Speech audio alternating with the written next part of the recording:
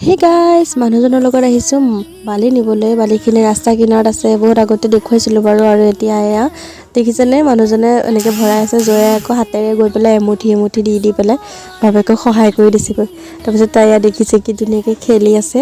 তাইক মানে এনেকৈ মই খেলি থাকিলে দেখি পেলাই খুব ভাল পাওঁ। কিন্তু আজিকালি গাইজ মই কৈছিলোঁ পিছৰ ভিডিঅ'ত যে মোবাইল চাবলৈ নিদিওঁ বুলি, কিন্তু এতিয়া মোবাইলটো বিচৰা হৈছে, গম পাইছেনে অকণমান।